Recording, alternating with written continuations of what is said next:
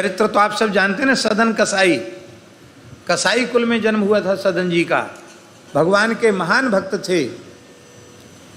और जब भगवान की कृपा का उनको अनुभव हुआ कि भगवान कितने प्रसन्न हैं हमारे ऊपर, तो सब कुछ त्याग कर सदन जी जगन्नाथपुरी दर्शन के लिए चले।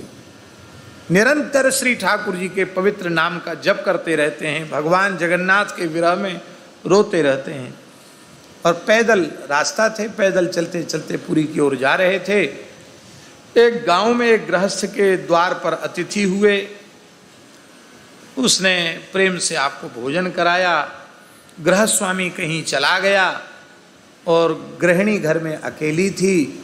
वह स्वभाव से कुछ दूसरे तरीके की थी। युवा सदन जी का सुंदर तेजस्वी स्वरूप उसने देखा, पहुंच गई। बोले ये घर का सब माल है, धन है, और मैं ये कंचन और मैं कामनी दोनों को ले और चलो, एकांत में कहीं आनंद से रहेंगे।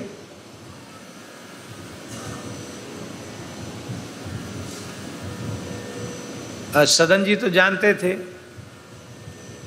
चलो चलो सब कोई कहे पहुंचे बिरला कोए, एक कंचन एक कामनी दुर्गम घाटी, ये दो ही घाटी आ गई जगन्नाथ जी के बीच में। उन्होंने कहा माता जी प्रणाम, ऐसा मत कहो, हम तो भगवान के लिए जा रहे हैं, ऐसा पापपूर्ण प्रस्ताव ठीक नहीं। ज़्यादा ज्ञान बघार रहे हो, मैं अभी बंधवा दूंगी तुमको, तुमको पता नहीं मैं कौन हूँ। भैया देवी तेरी जो इच्छा सो कर ले, वो चिल्लाए। उसने क्या किया महाराज, कुल्हड़ी उठाई और अपने सोते हुए पति का सिर धड़ से अलग कर दिया, मार डाला अपने पति को और कहा तुम्हें हमारे पति का डर था, मैंने उसको मार दिया है, अब चलो। सदन जी ने कहा कि री तू अपने पति की नहीं हुई तो हमारी क्या होगी? अरे देवी क्षमा करो, हमको जाने दो यहाँ से। सोई जोर से उसने चिल्लाना रोना शुरू किया, हाय हाय। है आजकल भक्तों का वेश भी बहुत ही ठगने वाला होता है। देखो तो इसको साधु मान के, संत मान के, भक्त मान के हमने घर में भोजन कराया और ये इसने हमारे घर में चोरी की, सारा धन इकट्ठा कर ले, देखो पोटली बंधी हुई रखी है, और मेरे पति को भी मार डाला और हाथ पकड़ के कहता था चल मेरे साथ, पर मैं तो परम पतिव्रता, मैं भला इसके साथ क्यों जाती, हाय हाय मैं तो मारी गई। सदन जी ने किसी को स्पष्टीकरण में नहीं, खूब पिटाई हुई पहले जनता के द्वारा उनकी, बाद में पुलिस को दे दिया गया। राजा के यहाँ पहुँचे, राजा ने कहा तुमने इसके पति की हत्या की? आपने वाणी से कुछ नहीं बोला, सिर हिलाया। हाँ अपराध था इनका, बोलो अपराध तो नहीं था, मारा तो नहीं था इन्होंने, और उसने स्वीकार कर लिया। सदन जी ने हाँ बिल्कुल ठीक, ये जो कुछ कह रही हैं इसमें हमें कोई इतराज नहीं, जो कुछ ये अपने विचार से कह रही ठीक कह रही, ऐसा समझ लो हमने ही मारा। उन्होंने सोचा हम ना आते और ना ही इसका पति मरता, तो मैं ही कारण बना इसलिए मैंने ही मारा। तो राजा बड़ा बुद्धिमान था, राजा ने देखा इसकी शक्ल सूरत अपराधी के जैसी नहीं दिखती, हत्यारे के जैसी नहीं दिखाई पड़ती, ये तो कोई महान भगवान का भक्त मालूम पड़ता है, इस पर मिथ्याभियोग ही है, लेकिन अब ये खुद स्वीकार कर रहा है तो क्या किया जाए।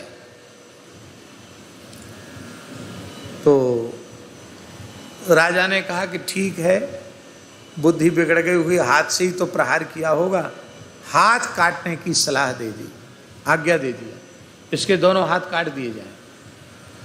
सदन जी के दोनों हाथ कट गए और सदन जी उस अवस्था में श्री जगन्नाथ भगवान के निकट जब पहुँचे, जगन्नाथ महाप्रभु हुंकार करने लगे, अपने अर्चकों को, पुजारियों को आदेश दिया कि सदन भक्त को आदर पूर्वक यहाँ लेकर के आओ, और सबके देखते देखते भगवान जगन्नाथ ने उनको आलिंगन प्रदान किया। हमने संतों से ऐसा भी सुना है कि सदन जी की अगवानी करने के लिए जगन्नाथ जी मुख्य द्वार पे आ गए थे, जिनको पतित पावन जगन्नाथ जी कहते हैं।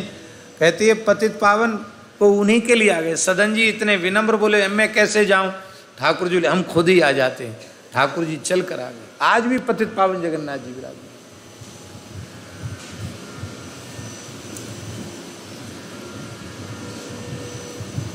श्री जयदेव महाप्रभु जी का चरित्र कैसा है? जिन दुष्टों ने हाथ पैर काट कर गड्ढे में डाल दिया,